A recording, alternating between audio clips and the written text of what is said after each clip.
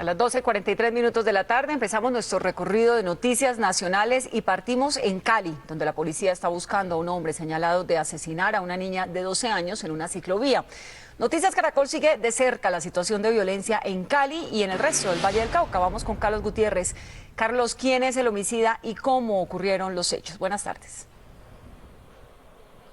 Vanessa, buenas tardes. Es alias Ernesto, según las autoridades, el autor material de la muerte de esta menor de 12 años, quien perdió la vida luego de un cruce de disparos que se presentó en el barrio Comuneros 1, en el oriente de la capital del Valle del Cauca, y cuando ella junto con unas amigas disfrutaba de la ciclovía. Las autoridades adelantan un intenso operativo para capturar a esta persona. La menor de 12 años se encontraba disfrutando junto a un grupo de amigas de la ciclovía en el oriente de la ciudad.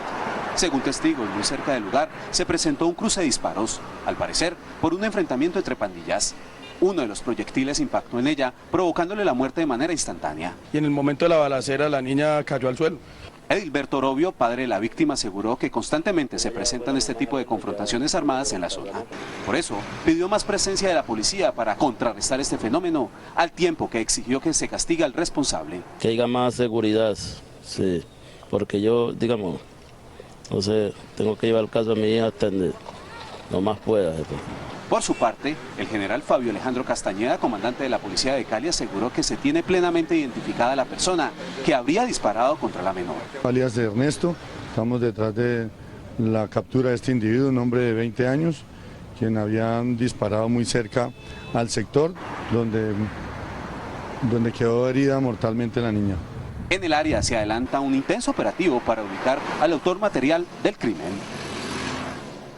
Con la muerte de esta menor de edad de 12 años se eleva a 405 las muertes violentas, los homicidios que han ocurrido en lo corrido de este año en la capital del Valle del Cauca. Son cifras que ha entregado recientemente la Personería de Cali, que viene haciendo un estudio sobre este fenómeno de violencia. Pero esta situación, estos asesinatos se vienen cometiendo y se están extendiendo a otras localidades del departamento. Aquí una radiografía de lo que está pasando en esta región asentada en el suroccidente colombiano.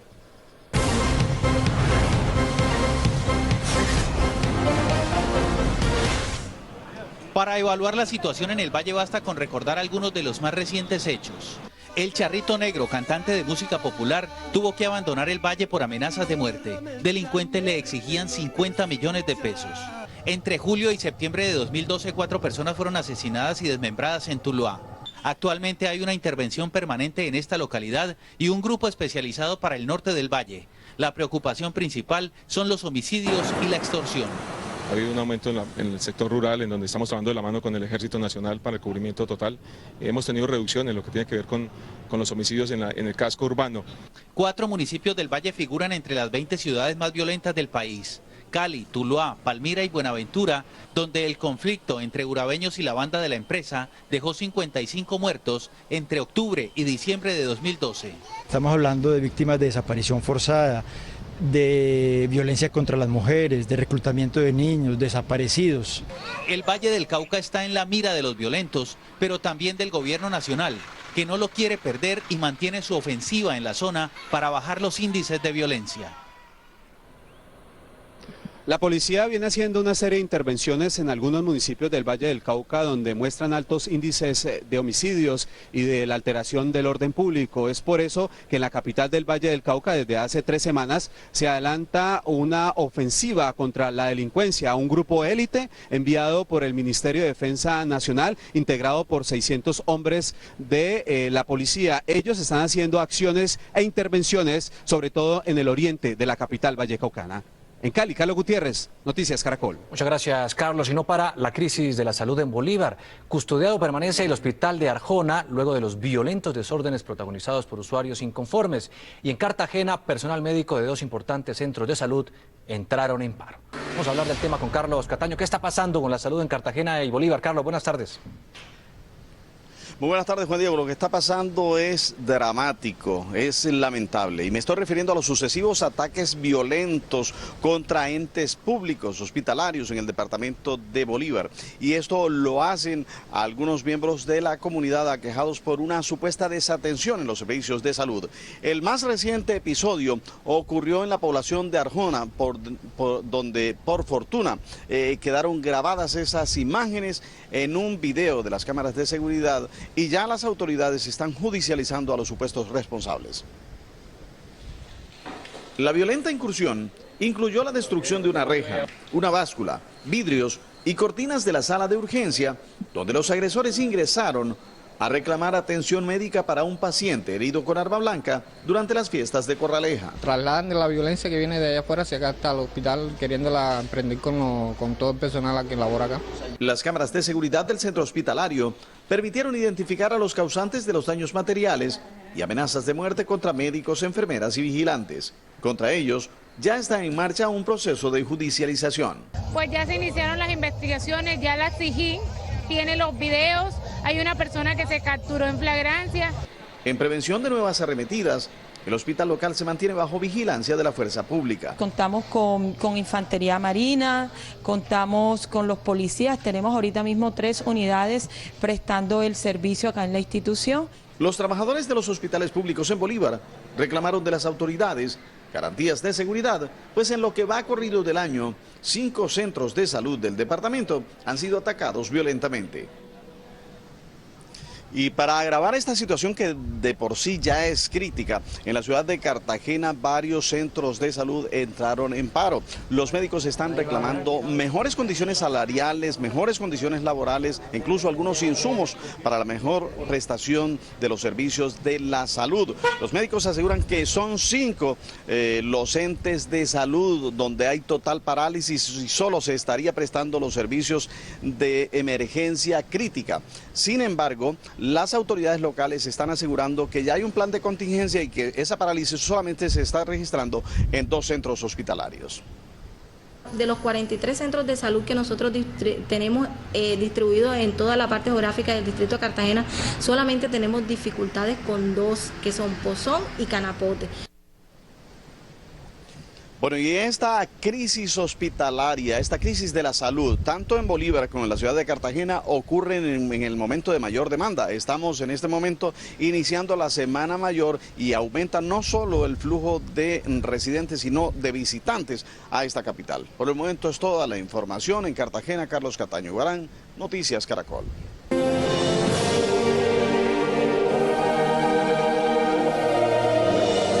12:50 de la tarde y la Semana Santa para miles de colombianos es sinónimo de descanso, de viajes, también de oración, y por eso aquí en Noticias Caracol tenemos una guía para que usted se programe en los próximos días. Tenemos recomendaciones a los viajeros, también en materia de salud, y les vamos a contar cómo va a estar el clima.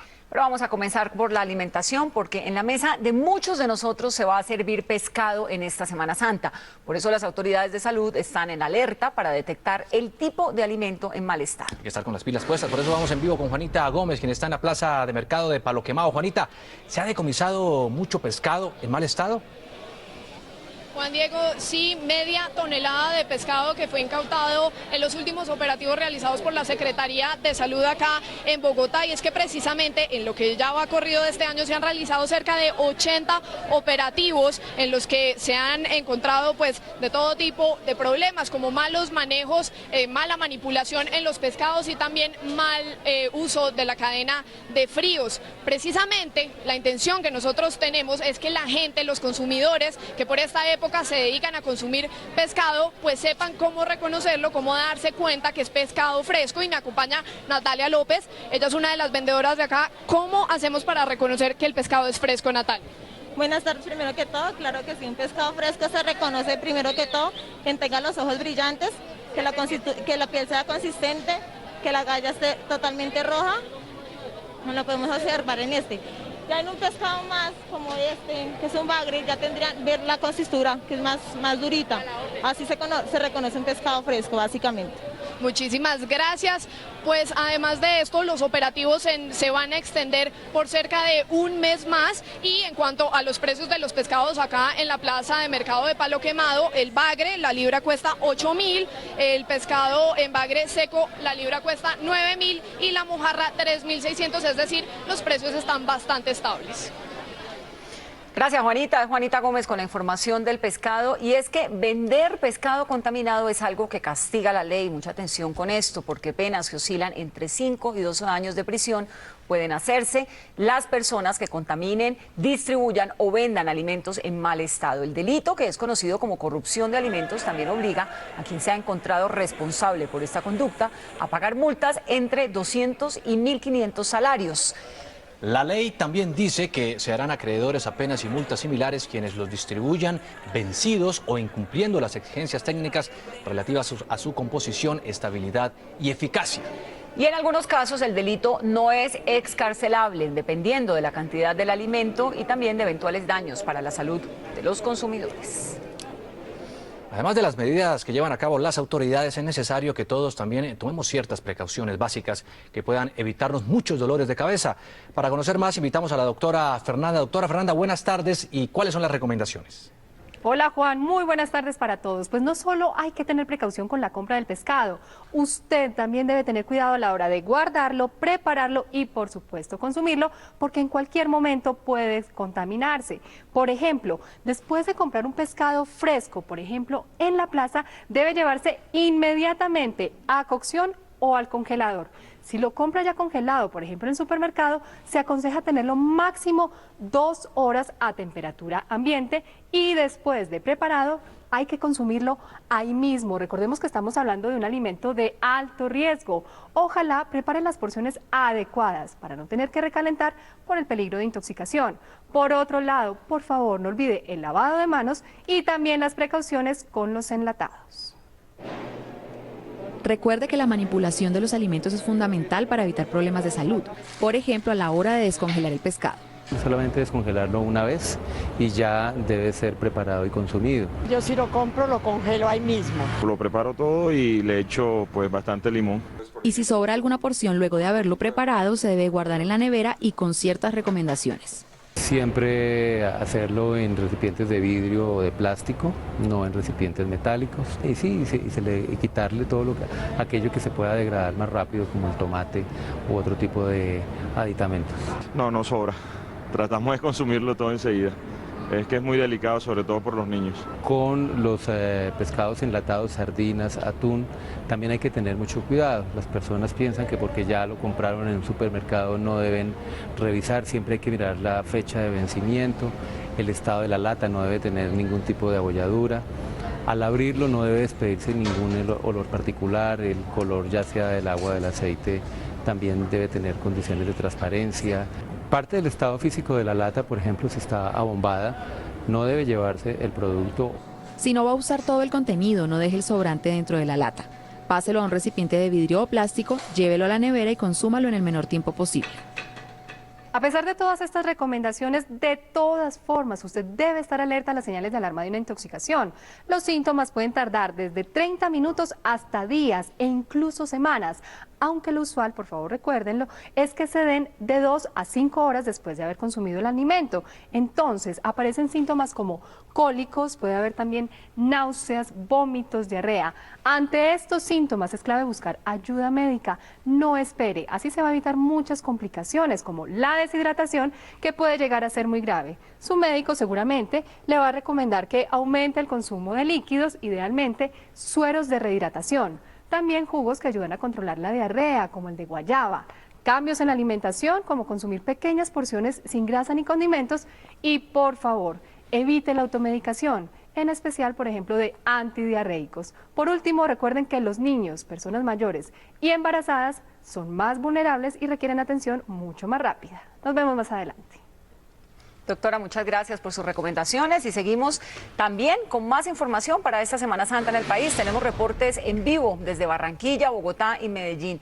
Y es que son intensos los controles en Barranquilla, donde las autoridades sanitarias realizan desde tempranas horas operativos en expendios de pescado y plazas donde venden este alimento. Allá está Margarita Ariza. Margarita, ¿cómo avanzan los controles? Buenas tardes. Hola Vanessa, muy buenas tardes. Los operativos avanzan a buen ritmo. Las autoridades sanitarias, la Secretaría de Salud, igualmente la inspección de pesas y medidas desde esta madrugada se tomaron la plaza de mercado para vigilar, para controlar la venta de esta especie, que sea de buena talla, que no estén manipuladas las pesas, igualmente que se cumplan con todos los requisitos higiénicos y sanitarios en estos establecimientos. Igualmente la Corporación Regional Autónoma adelanta operativos para evitar que los animales, que las especies en vía de extinción sean comercializadas y consumidas por algunas personas en esta época de Semana Santa. Aquí estamos también con la Policía Ambiental, que realiza operativos pues durante toda esta semana. El intendente jefe Holman Olivares, le preguntamos qué otras especies se han recuperado. Bueno, como pueden observar, en el transcurso de lo que lleva la Semana Santa se han recuperado tortugas cicoteas, se han recuperado babillas, entre otras especies. ¿Qué sanciones hay para este tipo de personas? Bueno, la ley estipula una prisión de 4 a 9 años para las personas que se dediquen a la comercialización de estas especies silvestres. Pero muchísimas gracias. También en las carreteras del Departamento del Atlántico las autoridades adelantan operativos, pero para combatir las terminales piratas. Con operativos como este, la policía comenzó un plan para erradicar las terminales piratas durante la Semana Santa. En las últimas horas, varios vehículos han sido inmovilizados. 176 vehículos de servicio público inmovilizados. ¿Cuáles son las infracciones más comunes? Transportar personas en lugares no adecuados para el transporte de pasajeros, no cumplir con la reglamentación general del tránsito y del transporte, el sobrecupo. En este lugar donde nos encontramos funciona por temporadas una terminal ilegal de transportes. Por eso la policía instaló aquí un puesto de control permanente. Los operativos consisten también en la revisión de los vehículos para garantizar la seguridad de los viajeros. Tener todos los documentos en regla antes de salir, un buen estado técnico-mecánico del automotor, buen estado anímico del conductor. Muy bien, que de verdad estén pendientes de uno y que de verdad pues no se va a presentar ningún inconveniente. Durante esta temporada se espera la movilización de más de 60.000 vehículos en Barranquilla. 176 vehículos han sido inmovilizados por diferentes causas aquí en las carreteras del Departamento del Atlántico. Es la información por ahora. Margarita Ariza, Noticias Caracol. Muchas gracias, Margarita. Y por aire y tierra, la policía vigilará a los colombianos que viajen por las vías del país. ¿Qué estrategias tienen previstas las autoridades para pasar una Semana Santa sin accidentes? Se lo preguntamos a César Chaparro. Buenas tardes, César. Juan Diego, muy buenas tardes. Una de las principales estrategias que ha dicho la policía que se tiene es la de entregar recomendaciones personalmente sobre las principales carreteras del país a los turistas que ya empiezan a salir de las principales ciudades. La otra que ha dicho la policía es tener mucho cuidado en el momento de salir, tomar las precauciones como la revisión técnico-mecánica. Otra es la de habilitar 10 helicópteros como este que ustedes están observando en este momento. Varios de ellos están medicalizados. Serían los encargados de apoyar las emergencias que se presenten en tierra. Noticias Caracol participó en uno de los simulacros en el que la policía pone a prueba su reacción en una de esas emergencias. Hay varios heridos, por favor, colabórenos, por favor, manden al médico, ambulancia, manden a la policía. La llamada la realiza el conductor de un vehículo particular que se encuentra en el camino con un grave accidente en una vía de Cundinamarca. De inmediato avisa a la policía que llega al sitio. Luego de abrirse paso por entre los vehículos que generaron represamiento vehicular. Luego de evaluar la situación, reporta 4 heridos graves y una persona muerta.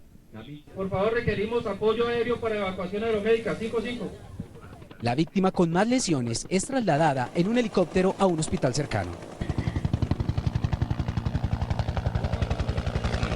Con simulacros como este se preparan cerca de 20.000 policías que garantizarán la seguridad de los viajeros en esta Semana Santa, según el director de tránsito de la Policía General, Carlos Mena. Sin embargo, si hay algún accidente, poderlo atender de manera integral, de manera profesional y de manera rápida para poder salvar la vida de los lesionados. 10 helicópteros apoyarán las misiones en tierra. Entregó importantes recomendaciones. Un microsueño que se produce en microsegundos puede causar un accidente de grandes proporciones. Por favor, los que lleven menores de edad no pueden viajar en la parte delantera. Recordó que este miércoles los vehículos de carga a partir de 3.4 toneladas no podrán transitar desde las 2 de la tarde hasta las 10 de la noche. La policía también recomendó denunciar o avisar si se llega a presentar alguna emergencia en las vías al numeral 767. También la policía ha dicho que deben estar preparados los transportadores para que se preste un buen servicio, pues hay hombres de vigilancia y de encubiertos que estarán garantizando la seguridad de las personas que se movilizarán en este transporte público. Desde el norte de Bogotá, César Chaparro Pinzón, Noticias Caracol. César, muchas gracias. Y millones de viajeros se están movilizando a diferentes sitios de peregrinación y de descanso en Colombia. Por eso le consultamos al IDEAM sobre el pronóstico del clima durante los días santos y le queremos preguntar a Juan Jacobo Castellanos en qué zonas del país se concentrarán las lluvias y a partir de cuándo. Juan, adelante. Hola Vanessa, muy buenas tardes para usted, para todos los televidentes de Noticias Caracol. Básicamente las lluvias se van a concentrar desde la tarde de hoy en gran parte de la región andina colombiana, en la totalidad de la costa pacífica y en el piedemonte llanero. Se mantendrá el tiempo seco en la costa caribe de nuestro país. Esta era la imagen satelital de Colombia en la mañana de hoy. Los focos de lluvia se concentraban en el suroccidente del país y el cielo despejado se mantenía en la totalidad del territorio colombiano. Según Omar Franco, director del IDEAM, en algunas regiones se presentarán lluvias, sobre todo en horas de la tarde y de la noche. Límites con el Chocó vamos a tener presencia de lluvias en el Valle del Cauca, Eje Cafetero, sur de Antioquia, el sur de Sucre, Córdoba, en los Santanderes, vamos a tener precipitación en Nariño, en Cauca y en el Huila. Condiciones secas con posibilidad de algunas lluvias en la sabana de Bogotá, condiciones que cambiarán en esta parte del país finalizando la semana. Viernes Santo, sábado, el domingo vamos a tener un incremento en la nubosidad con probabilidad de lluvias ya más pronunciadas. El director del IDEAM advirtió que hay zonas altamente vulnerables a deslizamientos de tierra durante esta Semana Santa. En la zona del Eje Cafetero y el sur de Antioquia y Chocó. Aunque no hay alertas por altos niveles en los ríos, el IDEAM pidió prudencia a los bañistas. Que tengamos presente que estemos en una temporada compleja de lluvias que pueden suscitar crecientes súbitas, acarreando con estas tragedias que queremos de alguna manera evitar al máximo. Los pronósticos del IDEAM indican que finalizando la Semana Santa entrará con fuerza el invierno en la totalidad del territorio colombiano. Una recomendación final hace el IDEAM y es que la gente, si va a salir de viaje, lo haga de día, viajen de día. Las posibilidades de fuertes lluvias y deslizamientos de tierra se incrementan en horas de la noche. Desde el norte de Bogotá, Juan Jacobo Castellanos, Noticias Caracol. Urna virtual, pregunta del día. Para usted la Semana Santa es principalmente una oportunidad de orar, reflexionar, viajar, descansar. ¿Es una semana igual a las demás? Responda a www.noticiascaracol.com, www.elespectador.com. Resultados mañana en nuestra emisión de noticias del mediodía. 5 minutos, como se lo anticipamos, hace unos minutos en Medellín hay literalmente una santa competencia por la Madre Laura. Los docentes católicos, los familiares de los desaparecidos y los más pobres se disputan el patronazgo de la primera santa colombiana. Diana Pérez, ¿por qué todos quieren tener como su patrona a la Madre Laura? Buenas tardes. Muy buenas tardes, Juan Diego. Pues las familiares de los desaparecidos, como usted bien lo decía, es porque la Madre Laura también vivió la violencia en contra de su familia en su natal Jericó. Los más humildes también se están disputando este patronazgo debido a que ella trabajaba con toda la comunidad de los marginados y en este momento los docentes aseguran que quieren aprender de ella la pedagogía del amor, esa pedagogía que le enseñaba a centenares de indígenas. La Madre Laura cada vez se convierte en la imagen y guía espiritual de varios sectores. Todos la quieren como su patrona, así lo aseguran las hermanas Lauritas. La Madre Laura siempre fue es una persona polifacética. Se identificó desde todos los puntos de vista, hasta con los escritores, era educadora. El representante a la Cámara, Carlos Alberto Zuluaga, tramita una ley que convierta a la Madre Laura en la máxima patrona del magisterio en Colombia. Los docentes avalan el proyecto. Es importante nosotros los educadores entrar a conocer cómo era la pedagogía del amor de la Madre Laura. Jaime Restrepo fue su alumno cuando tenía 7 años. Con lágrimas recuerda lo cariñosa que era por esos días su maestra. Entonces jugamos con barro, él y ella nos cuidaba. La Madre Laura fue una gran docente, así lo aseguró la hermana Estefanía Martínez, quien conoció y trabajó con la primera santa colombiana. Cuando ella estudiaba, para ser maestra, ella se destacaba en su pedagogía, pues ella sacaba siempre unas calificaciones máximas. Después ella fue directora de la anexa de la normal. A punto de la canonización de la Madre Laura, asegura la comunidad de las Hermanas Lauritas que cada vez aumentan más los fieles de la Santa. Informó desde Medellín, Diana Pérez, Noticias Caracol. Pues aseguran las hermanas Lauritas que cada vez reciben más llamadas no solamente del país, sino de fuera de él. Pues dicen que quieren vivir la Semana Santa acá en el santuario de la primera Santa colombiana. Esta es pues la información que tenemos desde Medellín. Diana Pérez, Noticias Caracol. La 1:24 de la tarde, continuamos con las noticias y siguiendo los pasos del Papa Emérito Benedicto XVI, Monseñor Nel Beltrán Santamaría, que es el obispo de Sincelejo, renunció a su cargo hace algunos momentos en una misa ante todos los sacerdotes del departamento de Sucre. Ivette Salazar está allá. Ivette, ¿por qué renunció el alto prelado? Buenas tardes. Buenas tardes. Fue para el asombro de cientos de feligreses que hoy asistieron a la misa crismal en la Catedral San Francisco de Asís de Sincelejo y ante todos los sacerdotes del departamento que habían sido invitados, el obispo de la diócesis de Sincelejo, Monseñor Nel Beltrán Santamaría, dijo que le había dicho a la Papa Benedicto XVI el año pasado, cuando lo visitó en septiembre, que quería renunciar, y el Papa le pidió humildad cuando lo hiciera, y hoy él humildemente dijo que le daba paso a una nueva renovación para la diócesis de Sincelejo, no sin antes recordar que estuvo aquí 22 años como obispo de la diócesis de Sincelejo, vino desde Santander y se quedó, y para él no fue ningún trabajo aferrarse a la cultura sabanera. Él fue un luchador incansable hasta el momento de todos los diálogos de paz y un vocero de la iglesia. Escuchemos lo que nos dijo el obispo del por qué renunciaba. Yo no sé a quién nombrarán, no sé cuándo lo nombrarán, y cuando él venga, él es un obispo que él escogerá su propio camino. Hola. El obispo de la diócesis de Sincelejo ha estado 22 años aquí en la ciudad, ha estado dirigiendo la diócesis por todo este tiempo. Él ha hecho varios doctorados en Roma, ha sido un obispo carismático y recibió la felicitación de Benedicto XVI en septiembre del año pasado porque ha sido el obispo que más ha demorado dirigiendo una diócesis y dirigiendo a un departamento que tuvo tantos problemas de orden público como fue el departamento de Sucre. El obispo dice que seguirá trabajando en varias congregaciones, que actualmente trabaja en 3 de ellas. 1:26 de la tarde en Medellín, una línea del Metrocable que presta el servicio a la Comuna 13 está fuera del servicio por mantenimiento. Vamos a ir en vivo con Juan Pablo López. ¿Cuántas personas están afectadas y cuál es la alternativa que tienen? Juan, buenas tardes. Hola Juan Diego, buenas tardes, los saludo desde el interior de la estación San Javier en la Comuna 13 de Medellín, en el occidente de la ciudad. Pues esta estación salió a mantenimiento durante 10 días. Estará suspendida durante ese periodo y será hasta el próximo lunes que estará esta suspensión. Cerca de 14 o 15 mil personas hacen uso de esta estación del metro y del servicio de Metrocable. Eso tiene 2 consecuencias. Primero, que los barrios de la Comuna 13 y los que prestan servicio al Metrocable van a estar afectados porque estas personas no se pueden movilizar hasta ahora.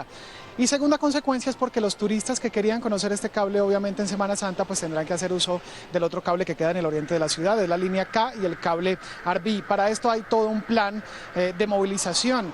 Pues ya la Alcaldía de Medellín y el Metro de Medellín ha dispuesto unos buses de servicio público y unos colectivos microbuses para que den abasto a todas las estaciones de este sector y para que no se vea traumatizado por la prestación del servicio. Hay que decir también que este jueves y viernes entra en servicio de mantenimiento la línea B del metro. No se va a suspender el servicio, sino que antes pues va a estar el intervalo de los trenes cerca de 18 minutos, por lo que piden paciencia también a los usuarios. Esto en la información que tiene que ver con el Metro de Medellín. Sin embargo, también tenemos otra información que tiene que ver con movilidad, y es que hoy y mañana está suspendido el pico y placa en Medellín para facilidad de todos los turistas que vengan hasta la ciudad y se puedan movilizar libremente durante todo el día, y eso también porque hay poca afluencia de vehículos. Entonces, para disfrutar este espacio que nos da la capital de Antioquia, se ha suspendido el pico y placa.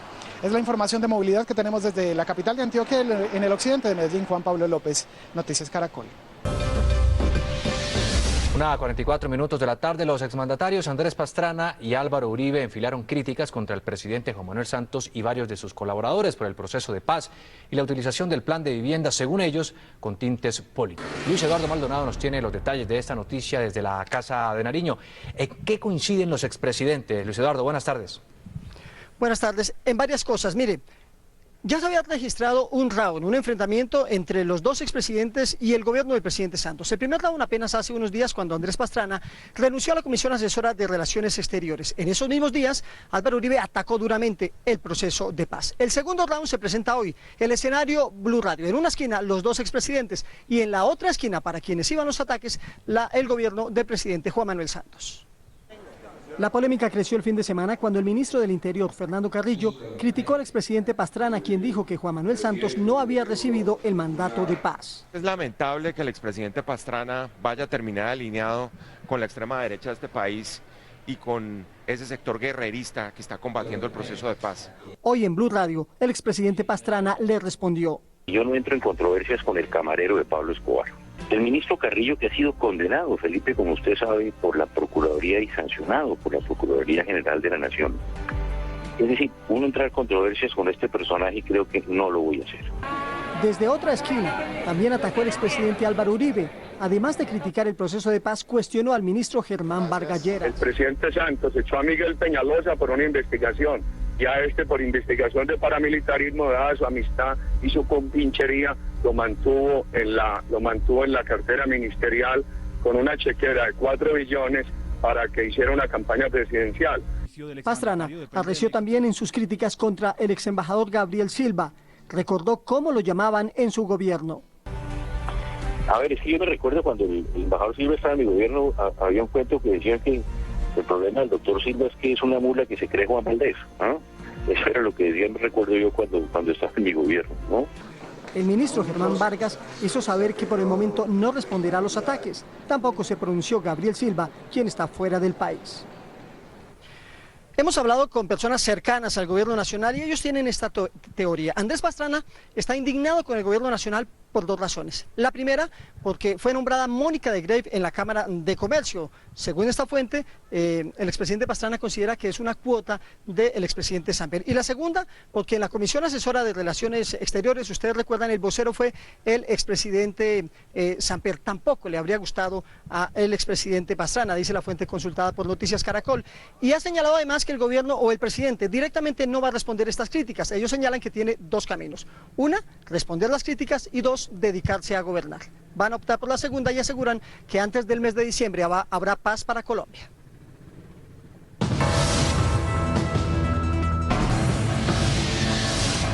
Una 47. 10 personas entre indígenas y campesinos resultaron heridas en un violento enfrentamiento por unas tierras en Piendamó, esto es en Cauca.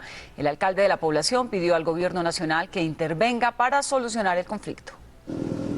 Esta vivienda de la finca La Alsacia, en zona rural de Piendamó, Cauca, fue escenario de duros enfrentamientos entre indígenas y campesinos que se disputan el predio y que dejó 10 personas heridas. Como siempre, ellos mantienen provocando a los campesinos, insultándolos, y uno pues tiene su límite hasta donde ya no aguantamos más. De todas maneras nos los habíamos aguantado un buen tiempo acá, pero ya era momento de no seguir aguantando. Los indígenas, quienes desde hace 8 años ocupan el predio, aseguraron que continuarán en la defensa de esta finca.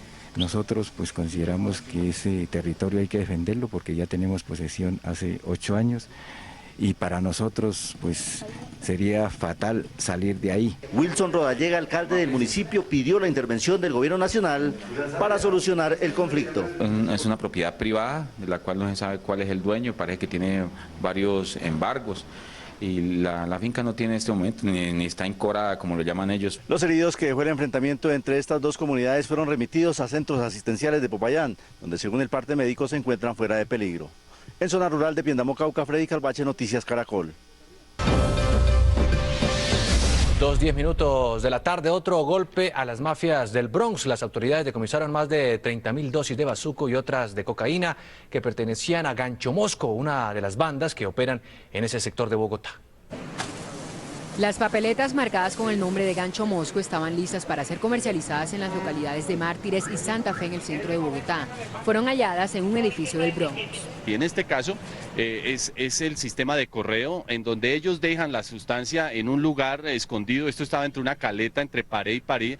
Lo dejan ahí, toman contacto telefónico con su vendedor y le indican el lugar donde debe recogerlo para evitar poseerlo, o sea, para evitar la captura del delincuente. La cantidad de droga era suficiente para ser vendida en una semana y estaba evaluada en 70 millones de pesos. Esto tiene un valor de 1.500, 3.000, de acuerdo a la pureza y a la cantidad, que oscila entre los 70 millones de pesos vendida en la calle. También se incautaron 95 armas, entre fusiles, subametralladoras, pistolas y revólveres. Era para eso, para presionar a los habitantes de la calle, para hacer ajuste de cuentas, para presionar a los vendedores y a los consumidores. Según la policía, en lo que va de este año se han incautado más de 3,5 toneladas de estupefacientes en la capital.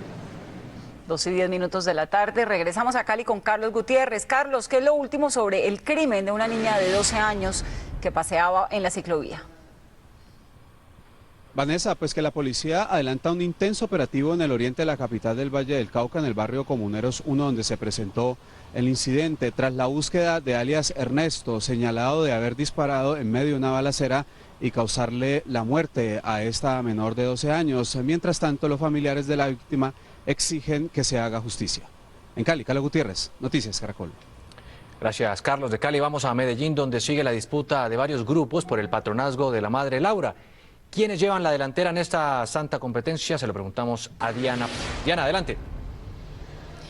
Juan Diego, pues en esta santa competencia llevan la delantera los docentes, ya que se está radicando una ley en el Congreso donde ella sea la patrona del magisterio colombiano y está apoyada por el Ministerio de Cultura. Pues en estos momentos los familiares de los desaparecidos y los más pobres no pierden la esperanza debido a que ella trabajó mucho con esta comunidad, pero a Medellín a esta hora siguen llegando centenares, miles de turistas para vivir la Semana Santa desde el santuario de la próxima primera santa colombiana, que es el próximo 12 de mayo. Informó desde Medellín, Diana Pérez, Noticias Caracol.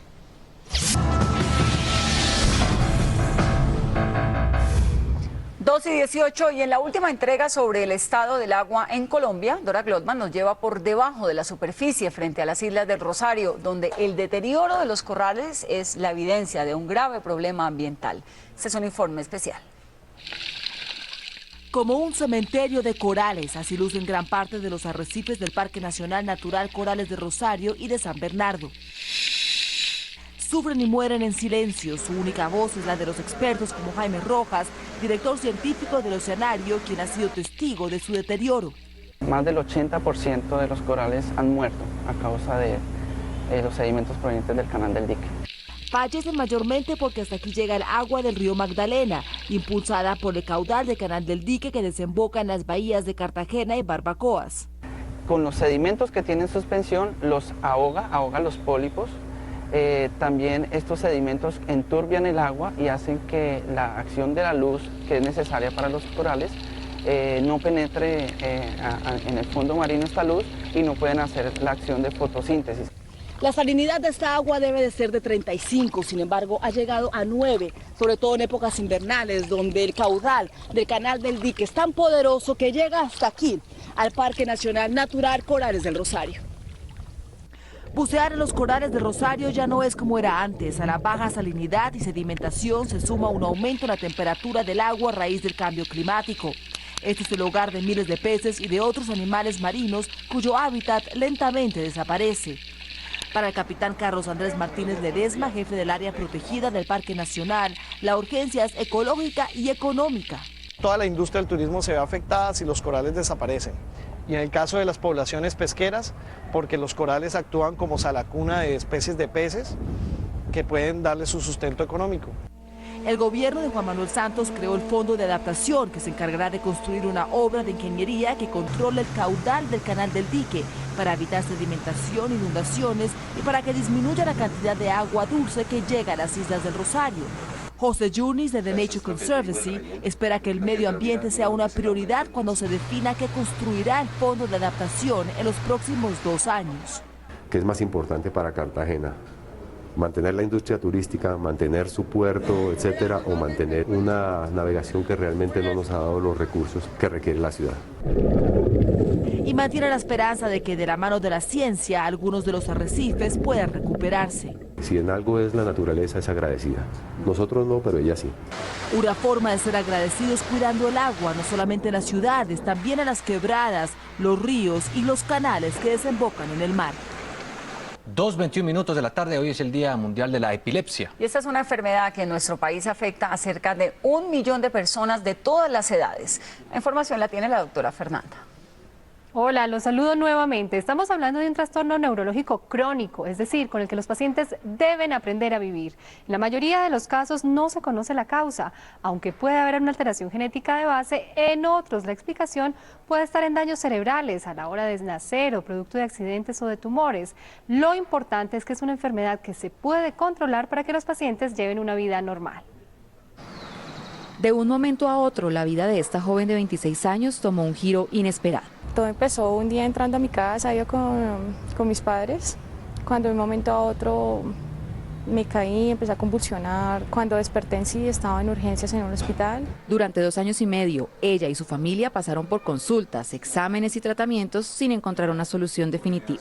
Podía estar con mis padres cuando de un momento a otro me desconectaba por 1 minuto prácticamente y les preguntaba a ellos mismos que dónde estaba mi papá y mi mamá. Yo no podía conseguir trabajo porque cuando iba siempre rumbo a mis entrevistas me botaba de los buses, entraba a las tiendas, lloraba, preguntaba por mi papá, por mi mamá. La mayoría de personas conocen la llamada convulsión, pero hay otros síntomas que incluso son mucho más sutiles y se pueden pasar desapercibidas, tienden a confundirse con otras enfermedades neurológicas y no neurológicas, como por ejemplo los pacientes con migraña, tienen síntomas que comparten, como la pérdida visual o síntomas visuales, a veces no pueden hablar, no se pueden mover muy bien. Por eso es clave consultar y descartar otras enfermedades con los exámenes indicados. Eso fue lo que le dio respuesta a esta joven. Me dijeron de que iban a empezar con un tratamiento y se llegó a una cirugía. Desde que la hicieron ya voy a cumplir prácticamente 1 año de cirugía y no he vuelto a convulsionar. Además de medicamentos y cirugía, el tratamiento de estos pacientes incluye evitar factores que puedan desencadenar nuevas crisis, como falta de sueño, consumo de alcohol, estrés y en algunos casos exposición a luz o sonidos fuertes.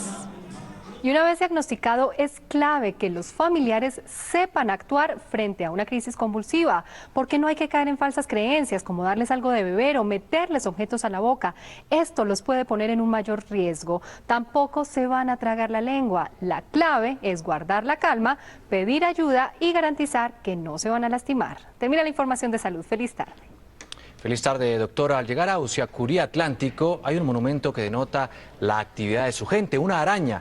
Es la musa de cientos de mujeres usiacureñas que día a día tejen la identidad de su pueblo. Esta es gente que le pone el alma a las cosas y hace la diferencia en Caracol y Bancolombia más cerca. Sobre montañas y enormes rocas calizas se alza el municipio de Usiacurí, en donde cientos de artesanas tejen el desarrollo del departamento. Aquí no se ve gente en las esquinas ni nada de eso, porque todo el mundo está dedicada a la artesanía. Mientras los hombres trabajan en el comercio o como operarios de fábricas en Barranquilla, mujeres como Rita y Daisy Márquez le ponen el alma a tejer la identidad usiacureña. Aprendí desde muy pequeña, viendo a mi mamá tejiendo. Yo me puse a hacer trencillas, después empecé a hacer bolsos, monederos. Día tras día he mejorado la calidad de mis productos. Tengo un trabajo hermosísimo y más que todo valioso, porque cuando una persona hace un artículo hecho a mano es algo de admirable. Más del 80% de la economía aquí en el municipio de Usiacurí gira en torno a la artesanía. En cada casa hay por lo menos una persona que vive de ese oficio. Más de 100 artículos son elaborados por estas mujeres y la principal materia prima es la palma de Iraca. Individuales, bandejas, paneras, centros de mesa, los bolsos, los collares, pulsos, anillos, aretes, las vinchas. Gracias al trabajo de las tejedoras, Usiacurí ya es un destino turístico nacional. Ha permitido que la economía del municipio se mantenga. El esfuerzo bien ha valido la pena. Obtuvieron el sello de calidad Icontec y ahora aprenden inglés para atender a los turistas extranjeros. Welcome to Usiacurí.